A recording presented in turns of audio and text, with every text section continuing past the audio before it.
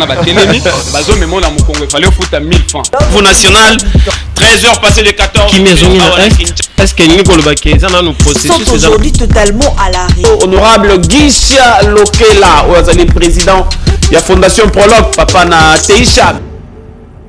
Okuta Bajene Bazana Batelemi, Bazo Memo la Mukongo, il fallait foutre à 1000 francs. Vous national, 13h passé les 14. Qui maison est-ce que nous processus sont aujourd'hui totalement à l'arrêt. Honorable Gisha Lokela, le président de la Fondation Prologue, Papa na Teisha. Okuta Bajene Bazana Batelemi, Bazo Memo la Mukongo, il fallait foutre à 1000 francs. Vous national, 13h passé les 14. Qui maison est-ce que nous processus sont aujourd'hui totalement à l'arrêt. Honorable Gisha Lokela, le président de la Fondation Prologue, Papa na Teisha. Okuta Bajene Bazana Batelemi, Bazo Memo la Mukongo, il fallait foutre à 1000 francs. Vous national, 13h passé les 14. Qui maison est-ce que nous processus sont aujourd'hui totalement à l'arrêt. Honorable Gisha Lokela, le président de la Fondation Prologue, Papa na Teisha. Okuta Bajene Bazana Batelemi, Bazo Memo la Mukongo, il fallait foutre à 1000 francs. Vous national, 13h passé les 14. Qui maison est-ce que nous processus sont aujourd'hui totalement à l'arrêt. Honorable Gisha Lokela, le président de la Fondation Prologue, Papa na Teisha. Okuta Bajene Bazana Batelemi, Bazo Memo la Mukongo, il fallait foutre à 1000 francs. Vous national, 13h passé les 14. Qui maison est-ce que nous processus sont aujourd'hui totalement à l'arrêt. Honorable Gisha Lokela, le président de la Fondation Prologue, Papa na Teisha. Okuta Bajene Bazana Batelemi, Bazo Memo la Mukongo, il fallait foutre à 1000 francs. Vous national, 13h passé les 14. Qui maison est-ce que nous processus sont aujourd'hui totalement à l'arrêt. Honorable Gisha Lokela, le président de la Fondation Prologue, Papa na Teisha. Tanina bino ba papa ba maman mozai kolanda biso na Kinshasa capitale ya République démocratique du Congo to na Brazzaville to pesi bino mbote mingi pe merci beaucoup pona kopona chaîne na bino ya kitoko Yusra télévision surtout émission na bino Bolova et Sakola ya Sengo awa ezalaka esakola ya Mawate. C'est un rendez-vous national ezali sika to yaka koseka kosepela ko dénoncer bato mabe bato bayina ekolo Congo awa nde sika to yaka ko apporter un plus pour na ekolo na biso. Merci ndenge bosa kolanda biso, merci pour la confiance na bino yango ekopesa biso makasi toko babongo ko servir bino. Alors permettez-moi de dire merci également na Kosala Mosala Makasi dans l'ombre, équipe technique, Yusra P. Sakola, les autres alliés guidés, et pas mon amboka, grâce Tumba, Oyo, Akofina, bouton et belé à la fois, pour besoin biso au même moment, et puis la qualité ya kitoko. Lelo bandeko, tolingi to beta li solo, ya église. Église ya Congo apport na yango na makambo ya mboka ezali nini? Apport ya église na makambo ya mboka ezali nini? Tant tozali kolobe l'église tokotala ba confession religieuse nyonso tu bango nyonso tosangisi. Est-ce que église ezali kosala mosala o esengeli kosala na Congo? Est-ce que église ezali koleka ba limite na yango? Est-ce que église ekoki ko se prononcer na makambo ya politique? Est-ce que église ekomi pe parti politique? Est-ce que église ekomi coalition ya politique et beta masolo ya politique? Voilà, masolo toko beta pe toko beta na bino lelo yo medare longue na rozala en face na bino boko komelanga ba message boko benga pour que to contribuer na oezali bongo mboka na biso. Liboso nalingi na expliquer bino na esengo nyonso, nalingi na rassurer bino ke sakola topesaka maboko na moto ya lingi Congo. Moto ya salaka makambo malamu ye topesaka ye maboko. Kasi moto ya bundisaka Congo, oya bundisaka ba Congolais, totelemelaka ye. Tozalaki koyebisa bino awa que directeur général ya OCC, le docteur Etienne Chimanga, a travaillé pour l'intérêt des Congolais. Parce que à Lingaka Congo, nous vous avons montré comment est-ce que cet homme, le docteur Etienne Chimanga, a yaki na leadership moko conséquent na tête ya OCC. Comment est-ce que a bongisaki même vie ya ba agent ya OCC. Comment est-ce que il s'est débattu pour que na ba province bakoka kozwa ba bureau administration et koko kozala na ba siège. Te kona makamoko pona ko salir les directeurs généraux. Mais sakola tozalaki koyebisa bino non, il n'est pas coupable. Mwana mboka oyo le docteur Etienne Chimanga azali motoyo azali sembo. Moto asalaka mosala na ye suivant le leadership et la vision du chef de l'État Félix Antoine Tshisekedi Tshilombo. Leloyo après suspension na ye. Après suspension na ye. Suspension o ezalaki levé et pas un ministre Julien Paluku, ministre sectoriel na ye. Mwana mboka Etienne Chimanga kozongela ba fonction na ye mokolo ya jeudi oyo 28 mai 2026. O esengote bomoni ke sakola ekosaka te, bomoni ke ne sakola jale le ezalaka te. Awa ne sakola jale le lekaka te. Voilà comment tozali ko féliciter mwana mboka docteur Etienne Chimanga. Jeudi mokolo ya lobi biso nyonso toko se retrouver na OCC to vivre esengo ya ba agent ya OCC ndenge ba komona lisusu directeur général na bango. Félicitations na mwana mboka docteur Etienne Chimanga. Continuez kaka bongo. Toyebi ko banga ka Nzambe, toyebi ko lingaka Congo pe ba Congolais. Félicitations na mwana mboka docteur Etienne Chimanga oyo moya koloba lisusu ezate.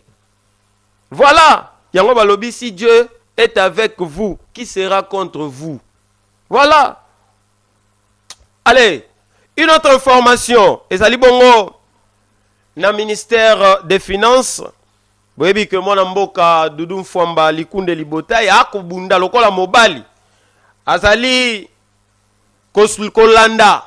O ezali vision ya chef de l'État pe ako continuer kotia à l'aise ba fonctionnaire. Mwana mboka laka qui était chaque fin du mois, ba fonctionnaire ba kobanda kozala servi sans matata. Ba retard ezala ki constaté na début année ezali sous-souté. Voilà pourquoi nous sommes en train de féliciter cet homme, le paquebo de la République, pour na mosala azako accomplir. Et vous avez compris que depuis un certain temps, grâce à la réforme, oyo mwana mboka Doudou Mfwamba Likunde Libotai a memi na wetali ba finance ya République, les loyo ba finance ezali bien protégé, bien protégé. Les loyo ba finance ya République ezali ko subir lisusu maguite. Pona nini parce qu'il y a un technicien à la tête ya ministère ya finance. Félicitations na mwana mboka Kobaka Kabongo kolanda vision mokonzi mboka chef de l'État pour ezali encadré na première ministre Judith Suminwa. Allez, nous allons aborder notre sujet. Apport ya église na makambo ya mboka ezali nini? Lelo nalingi na bimisa, nako bimisa. Nalingi na planter na ba décor. Tozali na situation oyo leloyo ezali ko diviser ba citoyens. Ezali ko diviser. Pourquoi ezali ko diviser? Parce qu'il y a des gens, des Congolais qui sont pour, il y a également des Congolais qui sont contre. Bango nyonso bazali ba Congolais. Moto na moto azali na liberté ya ko réfléchir, liberté ya ko exprimer azali ko kanisa. Mais les kambumoko ezali que ezala ba Congolais bazali pour, ezala ba o bazali contre. Bango nyonso ba se retrouvaka na ba église moko moko. Oui, na église catholique, il y a des Congolais qui sont pour le changement de la constitution et il y a des Congolais qui sont contre. Na église kimbangiste, ba Congolais baza pour, misusu baza contre. Na église ya réveil. Et si kato kokuta ba pasteur nyonso wana ba benga kango église chrétienne du Congo, je crois. Je crois ceux qui na bosanité et si kato za kokuta ba pasteur Regibaya Mampia, ba pasteur Moïse Mbiye, ba pasteur Soni Kafuta et tous les autres. Oh boyebi ya église de réveil. Na église na bango. Il y a des Congolais qui sont pour le changement, il y en a qui sont contre les changements de la constitution. Mais est-ce que ba église ba koki ko s'ingérer na makambu ya politique ya mboka? Est-ce que ba église na ba pasteur ba koki ko s'ingérer na makambu ya politique ya mboka? Yango nde question na komituna. Yango nde question na komituna. Toyebi makambo ndenge le kaka. À chaque fois ba pasteur bako sangana na stade des martyrs bako kende ko bonde la pona ekolo. Soki situation moko bimi ba pasteur bako banda ko bima. Lokola bazali ba leader d'opinion bazali ko bima ko pesa pe ba point de vue na bango. Mais est-ce que pasteur akoki koloba makambo ya politique? Est-ce que pasteur a sengeli ko se taire ko kanga monoko face ya makambo politique? Na Congo ici est comme récurrent, ici est comme nango courant. Komona église catholique ezwa position boeto position mosusu. Komona église SCC est lié na église catholique ezwa position auto position contraire. Mais ya mikolo nde et comme sikoyo église du réveil ba tomboki balingi ba boto la monopole ya église catholique. Na habité ceux qui ba golonga. Mais est-ce que église ekoki se prononcer na makambo politique? D'après l'information tozanango. D'après l'information oyo tozui ba recherche oyo tosali balobi na Bible Yesu apekisaki ba yekoli na ye bakota masolo ya politique. D'après l'information. Est-ce que eza bongo to bongote bino ba ebo kolanda biso boko koma awa pe boko benga. Boko koma awa pe boko benga. Alors, est-ce que zali bongo to zali bongo te? Est-ce que un homme de Dieu a koki ko aborder question politique? Bon, ce qui homme de Dieu a koki ko aborder question politique. Nazo mona ba message bande ko botika obipé. C'est mieux qu'au benga. C'est mieux qu'au benga olé à bipé. Nous sommes également sur WhatsApp. Nous sommes également sur WhatsApp. Alors, ce qui que ba pasteur ba sengeli bongo ko aborder ba question politique. Est-ce que ba pasteur congolais ba ko sala yango lolenge ya malamu to ba ko sala yango na lolenge ya mabe? Ba ko sala yango lolenge ya mabe to ba ko sala yango lolenge ya malamu? Ce qu'il faut bakoka kozwa parole effectivement. Est-ce que ezali en plein culte. Nde sengeli ba pasteur babanda kosala ba déclaration. To en tant qu'individu, en tant que citoyen congolais, akoki koluka occasion mususu ya kosala sortie médiatique. Bande kobotika ko bipé, nous sommes en direct. Bozolanda biso, vous pouvez appeler. Bobengi ezala sur WhatsApp, toko répondre à bino. Toko répondre à bino en tout cas. Dites-nous, je vais lire quelques messages au quotidien déjà avant que toko continue. Je vais lire quelques messages. On a moni déjà et Kotiawa. Mais vous pouvez aussi appeler, hein. Vous pouvez appeler Georges Kindulazola. Oh. Bonjour Mopandi Sango. Makambo zolo bawana e bandi lelote.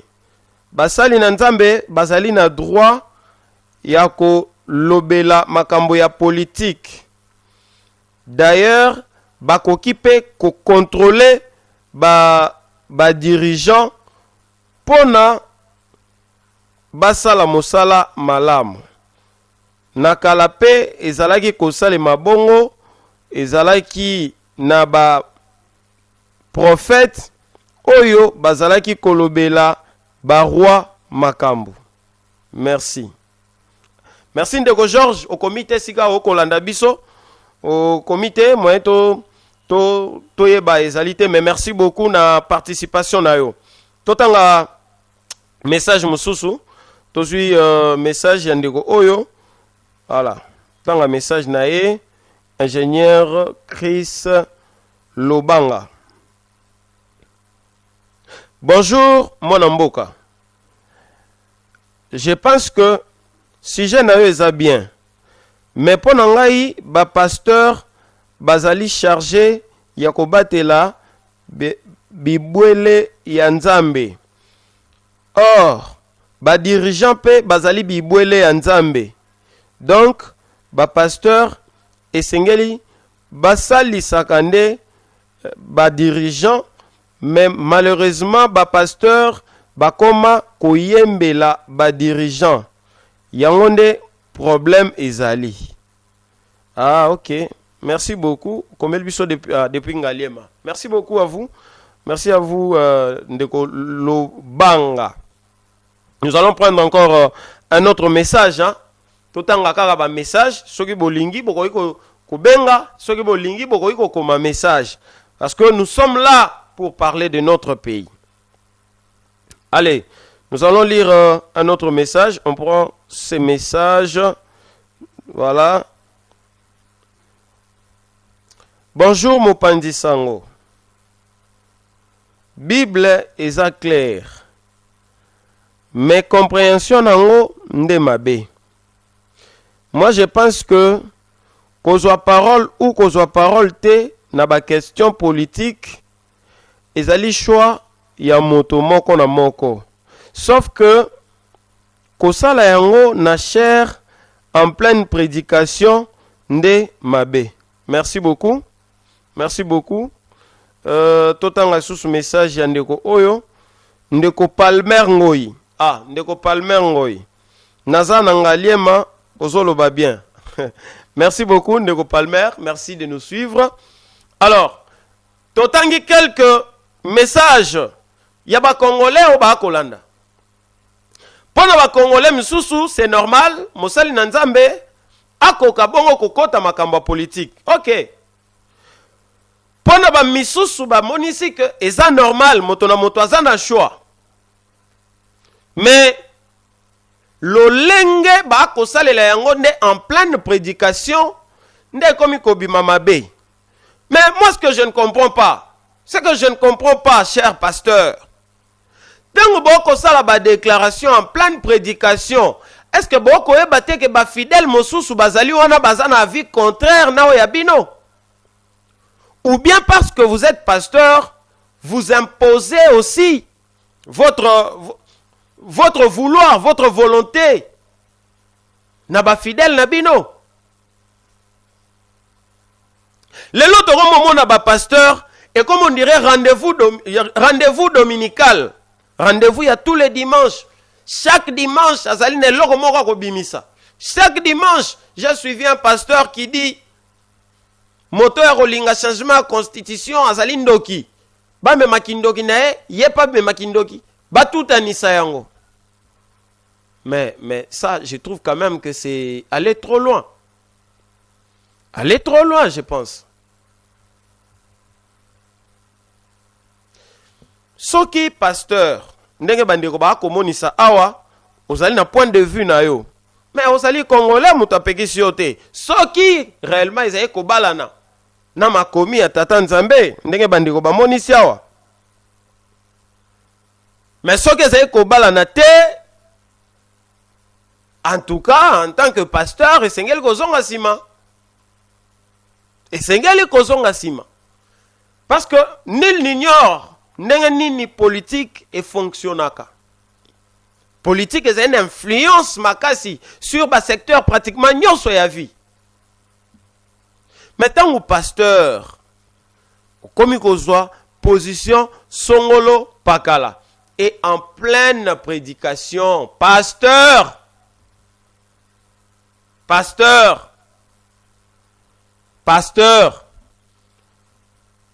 est-ce que tu as la Bible? Est-ce que tu as le point de vue ya bandimi ya église na yo bango nyonso?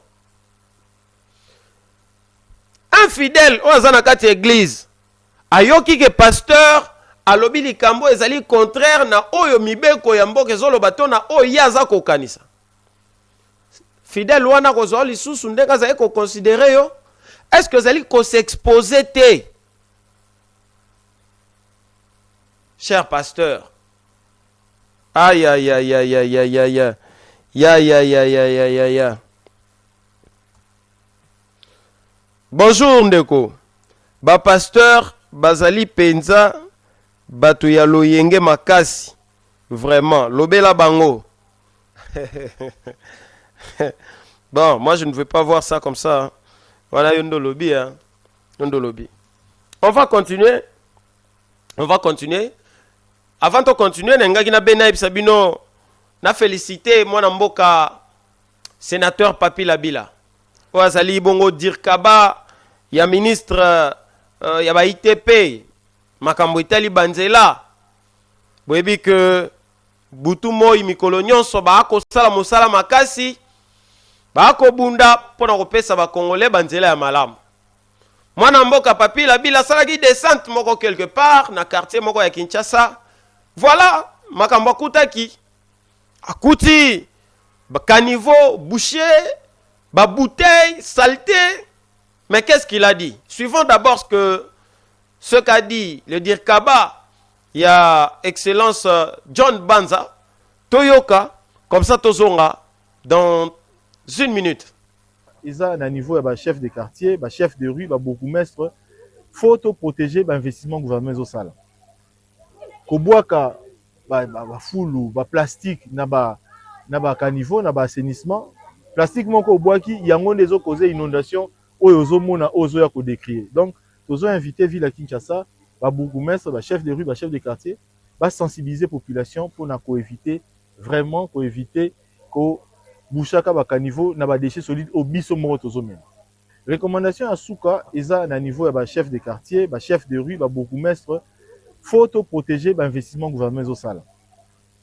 Koboaka foulou plastique na ba caniveau na ba assainissement plastique moko boaki yango ndezo causer inondation oyo ozomona ozo ya ko décrire. Donc tozo inviter ville à Kinshasa ba bourgmestre ba chef de rue ba chef de quartier ba sensibiliser population pour na ko éviter vraiment ko éviter ko bouchaka ba caniveau na ba déchets solides au biso moko tozo mena.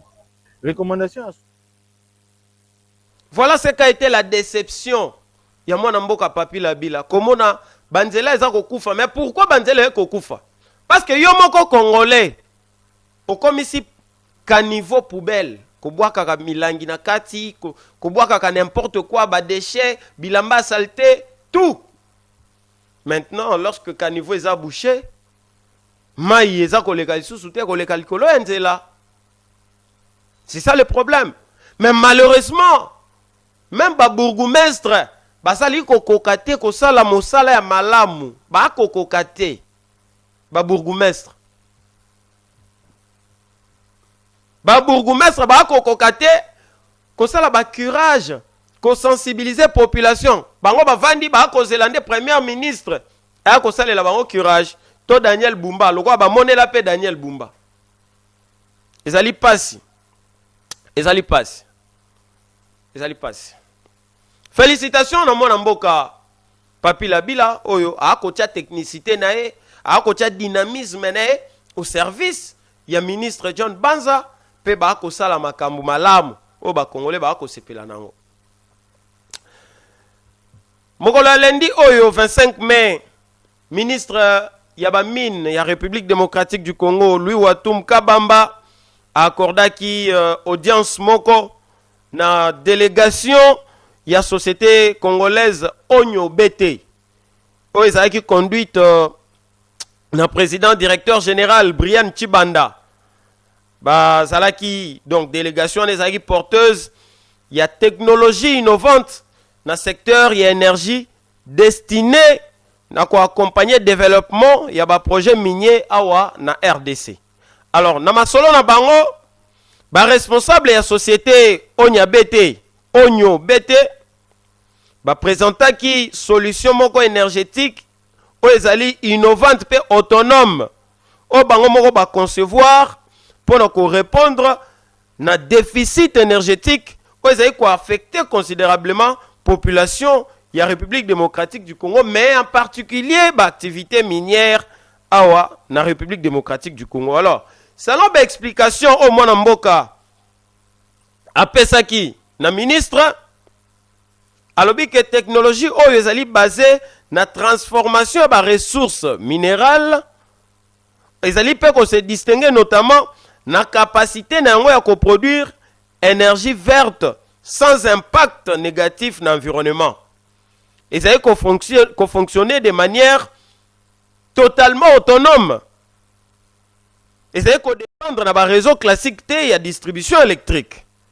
Délégation yango soulignaki pe que caractère ya projet au bazali na yango ezali décentralisé, ezali rapide. Technologie au bango ba présentaki na ministre. Yango nde ko permettre installation na ba zone minière ou ezali enclavé ou bazali na ba infrastructure te ba énergie ou ezali adéquate. Alors monsieur Rigen Ngoto ou ezali assistant ya président directeur général alobaki que la société yango est développée déjà na province ya Kasai oriental, centrale électrique moko autonome na capacité à 610 MW na 45 jours ya pamba.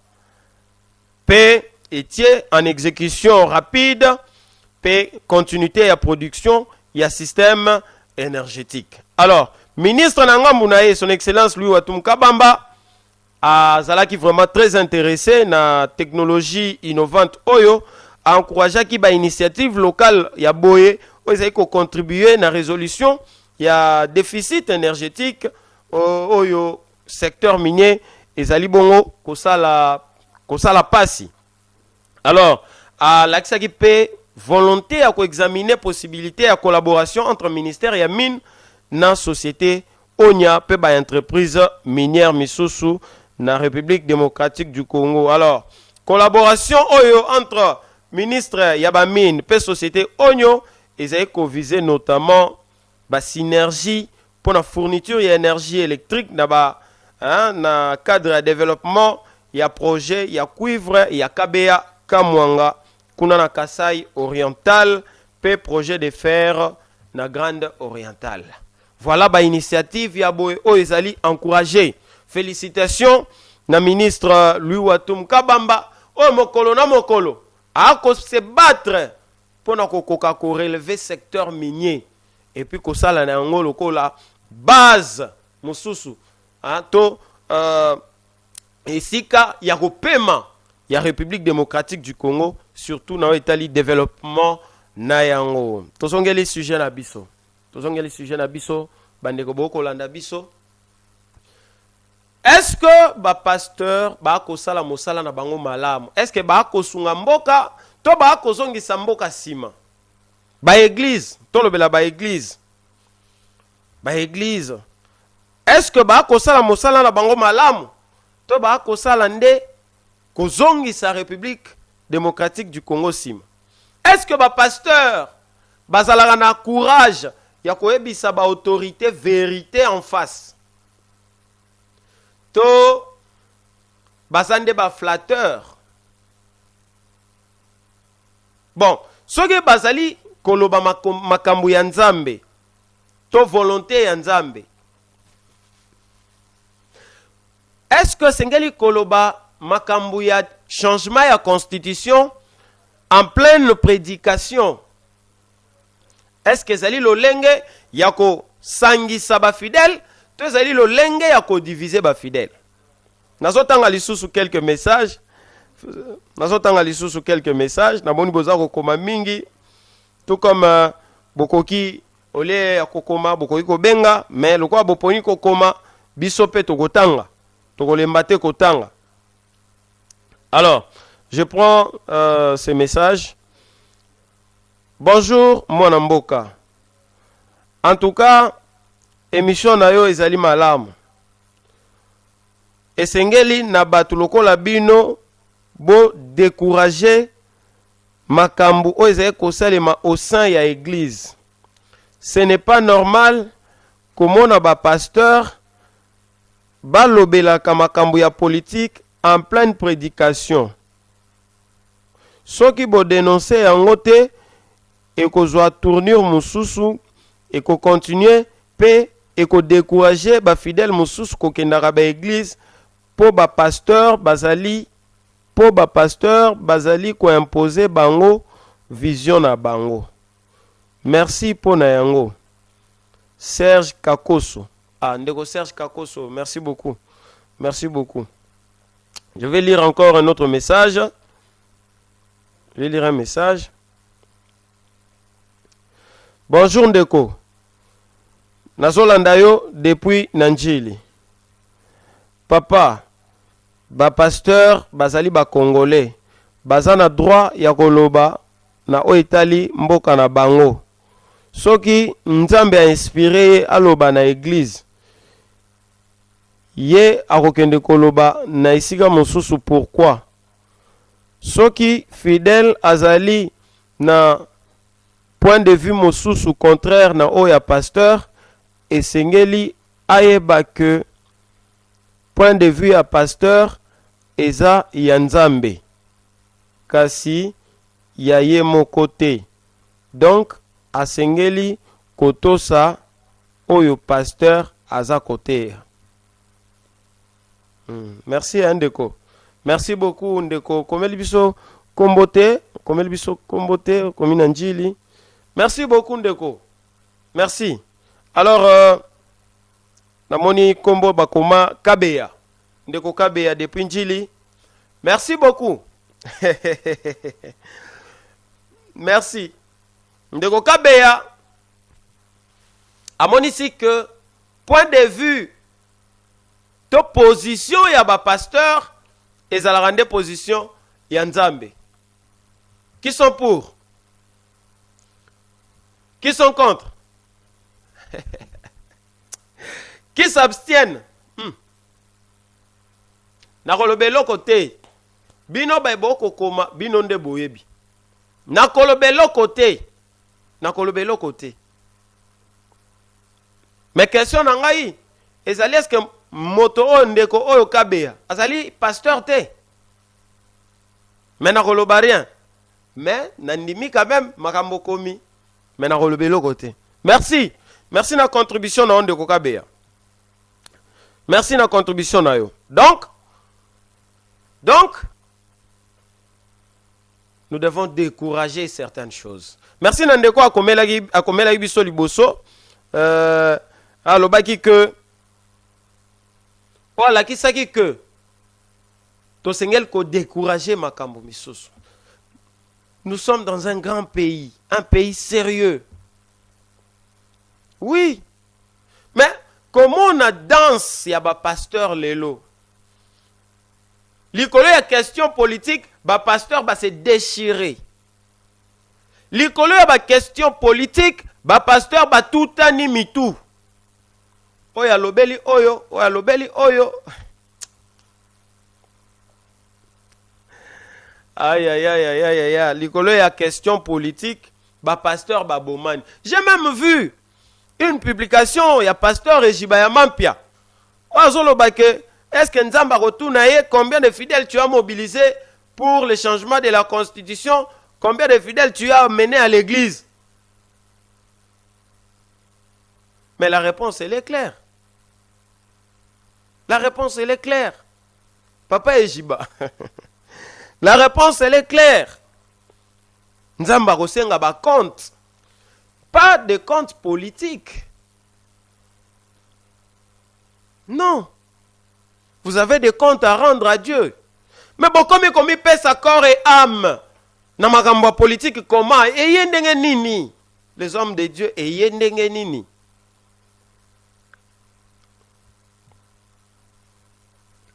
Et yendenge nini? Apprenez à dire la vérité aux fidèles. Apprenez à dire la vérité aux fidèles.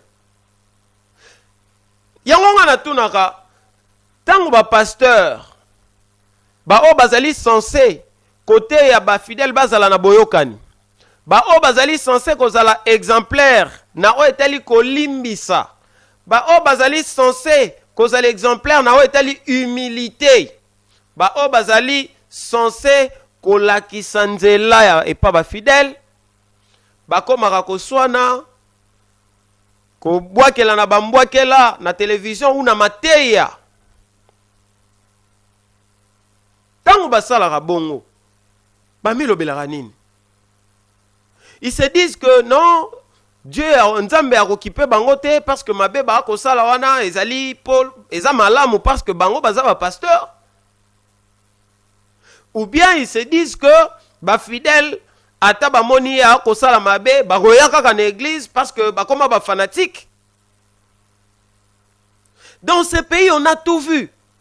Un pasteur accusé de ceci, un autre accusé de cela, mais il y a toujours les fidèles qui continuent à les défendre.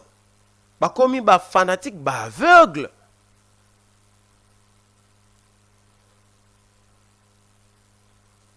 Si un jour, okokuta, ba fidèle mibale, ba akoswana, monsieur le pasteur, yo si oswana ki nande kona yo, bo fingana ki deja. Oya komona ba fidèle l'église na yo, ba akobunda, ba akoswana, ba fundani, ba akowele la mbongo. Okopesa bango toli nini yo, okoyebisa bango nini. En quelque sorte, oza exemplaire te, olobanini. Dans ces pays, il y a des pasteurs, oh basalara cité na ba insanité, na immoralité.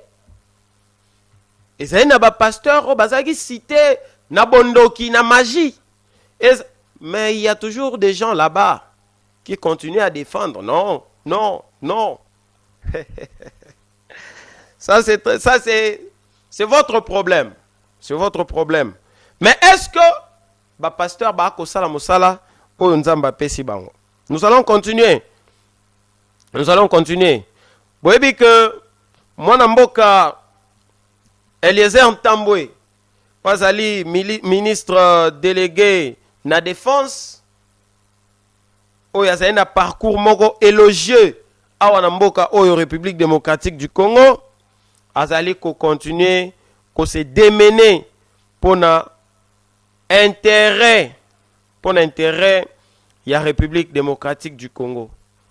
Le 26 mai au Euti Koleka, après avoir collégué ça une semaine en Europe, ministre délégué à la défense Mwana Kololo Pango, Excellence Eliezer Ntambwe azonga kibongo awana Kinshasa, capitale de la République démocratique du Congo.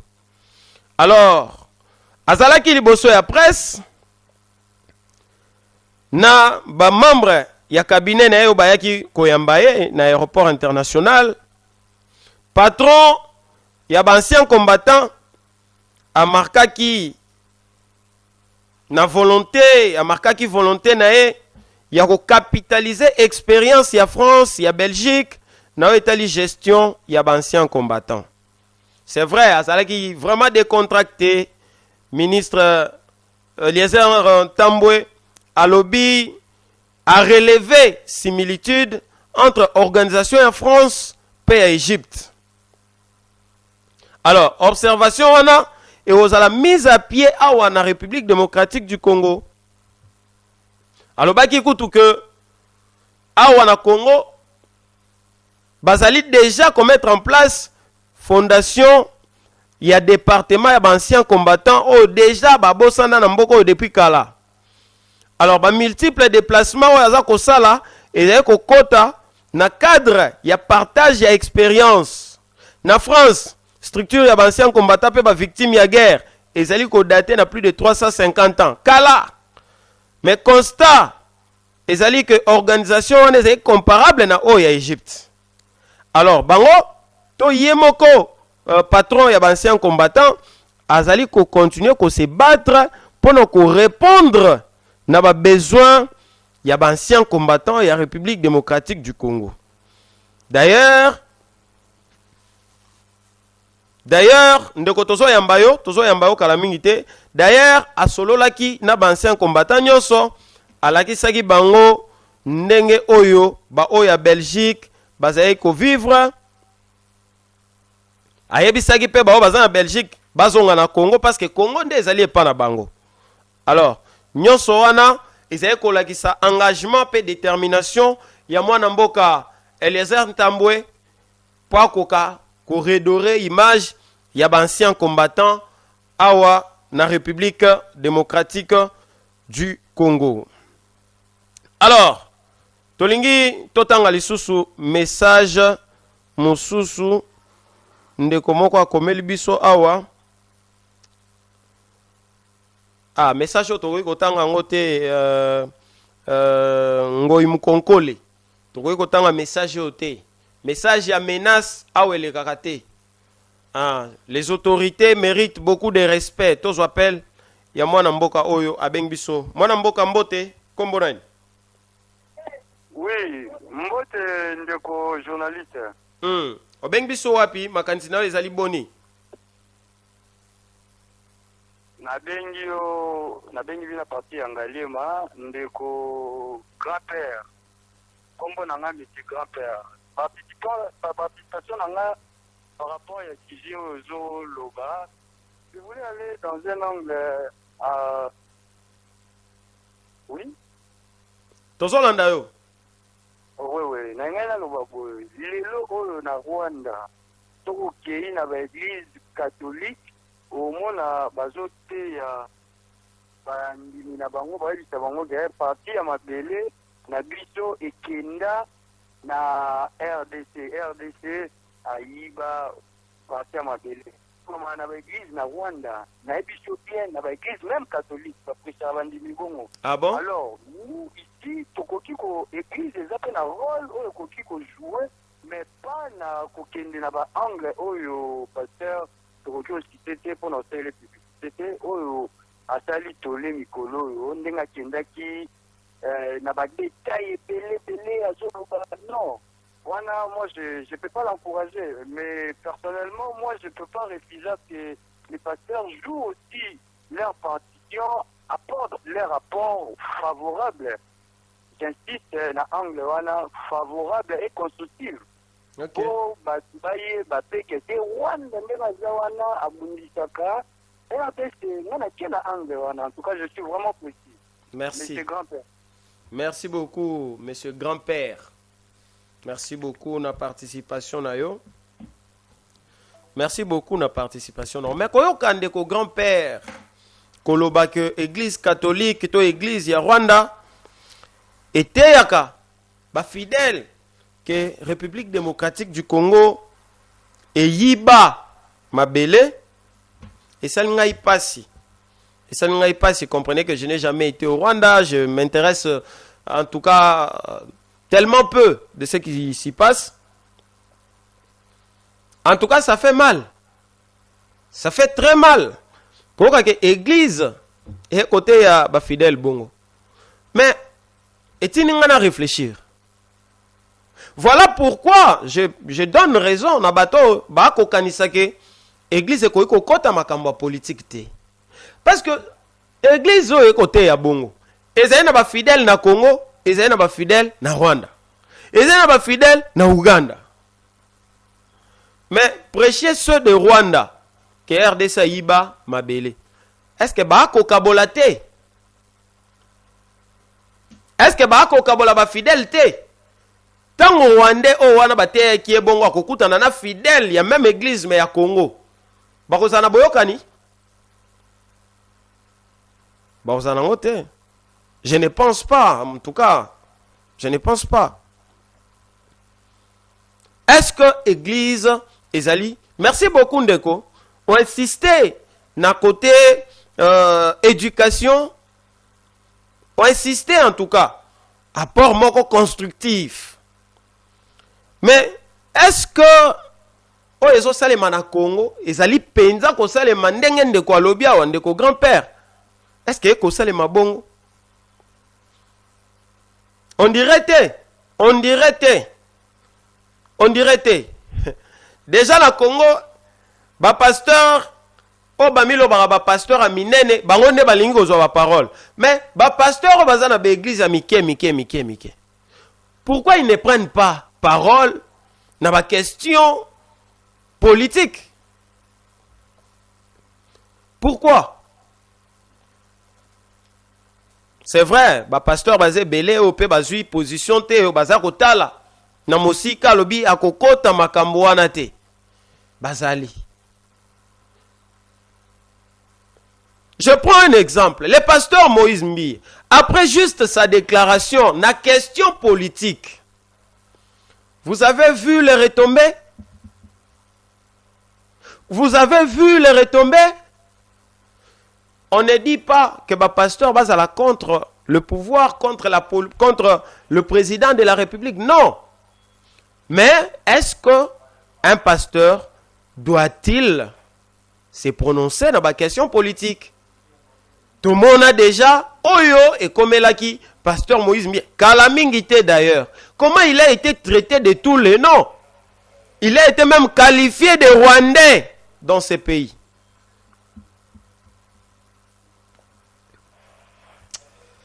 Aïe, aïe, aïe, aïe, aïe, aïe. Je vais vous parler d'un dossier. Na fongoli parenthèse. Na fongoli parenthèse pour na kobete la bino li solo moko ya mosali na nzambe moko. Un pasteur a eu vision, a eu ba message ya nzambe. Mais aïe ndeko azongi na yamba ina no comme ça na bete la bino li solo moko. Ndeko tozaye kolanda yo. Grand-père. Papa journaliste, toujours, monsieur grand-père. Oui. Né à Zongi. Et là, on sous participation. Mais c'est pas lui ma décision soulevée. Merci. Je pense que j'ai le droit à bien pour crédit. Exactement. Exactement. Tout à fait. Pour la nini, ce qu'on dit moi que sur la naïveté, et ça n'est pas l'aine, si je n'ai pas l'oba. Ce qu'on dit, c'est un homme à la mort de l'autre, mais on peut projeter un mot. Exact. Pourquoi l'église catholique doit faire exception dans l'église sous pour participer à la politique depuis depuis toutes ces années? Mais ça n'a jamais fait débat. Bon, on va pas y monter. Vous trouvez que c'est normal, c'est la parole, c'est une parole d'évangile. Mais ceux qui pasteur qui n'ont à lobby, voilà ce qu'on a problème. Non. Pourquoi ne pas des mesures? Est-ce que c'est l'état des droits? Non. Qui donne le droit à mettre la déchole de parler dans la politique et pour qu'on se penche dans la bangambo se penchaka? Mais ça m'a dit qu'on condamné Rwanda. Ça m'a dit qu'on condamné agression. Ça m'a dit qu'on nommé Kabila. En tant que responsable, il y a un malheur, le comme on a fait. Mais, asalaka na droit ya aloba. Pourquoi pas notre pasteur? Mais il y a ta paracouta, ta pasteur qui va pas voter. C'est des choses. Il y a surtout ma cambo. Il faut bango nyonso bazala na ndenge moko parce bazobenga na église. L'église c'est le côté de yende bango kunande basolaka ya grand-père Nzambe. Bango ne bakoki oloba makambo politique, pas d'autres pasteurs landa. Non. Article, je pense 4, si je ne me trompe pas, constitution l'outil, ils ont l'acte que Congo est là, c'est tout individu. On est égaux. Je pense qu'article 2, oui, il y a constitution. On est égaux. Et tous ont bénéficié, il y a même protection. Il y a l'État sur Bisso. Égal, va dire égale protection. Pourquoi alors ces privilèges, il y a pasteur, à l'occurrence, il y a M. Labé, le Bongwa, le Baka.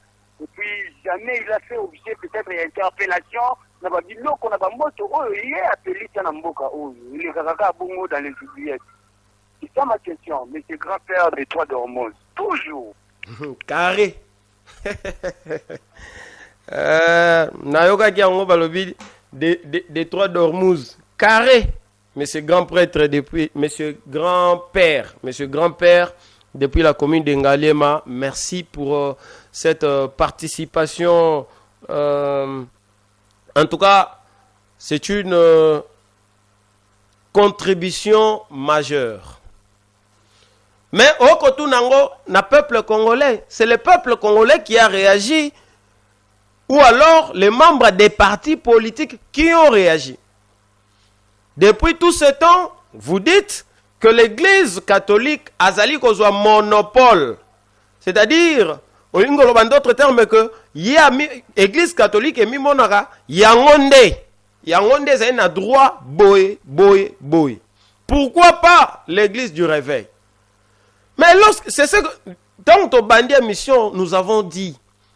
Tant que l'Église auto affiché, nous parlons de l'Église en général. Tosita qui va confession religieuse tout. Lorsque monsieur le cardinal Ambongo a ça la déclaration, il n'a jamais été traité de Rwandais. Lorsque Ben Chole a ça la point de presse, tout ça à l'Obara, à sa position, il n'a jamais été maltraité. Mais lorsque Moïse Mbiye a pris parole, Batutu s'acharnaki contre lui.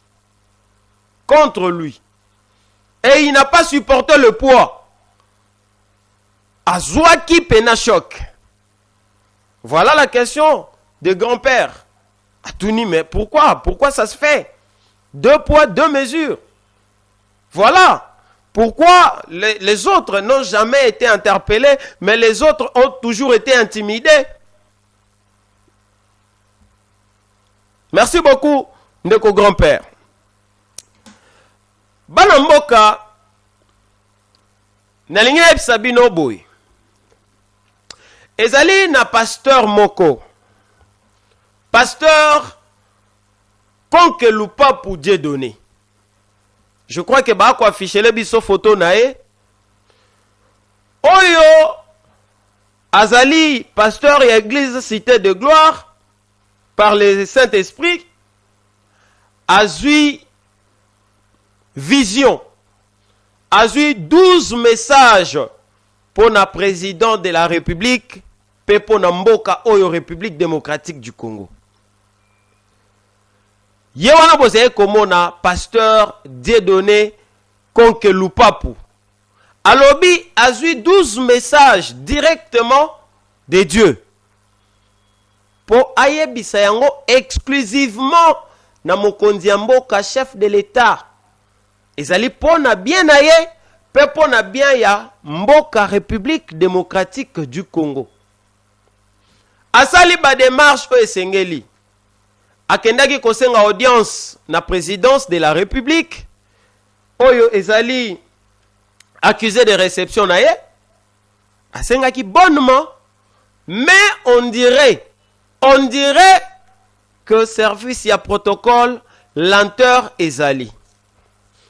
Asuki wana te oyo lisusu ezali accusé de réception pona komona meme national yangoyo akendaki koluka kutana na meme national alobi ba message oyo azali na yango ezali réservé exclusivement na mokonzi ya mboka chef de l'État.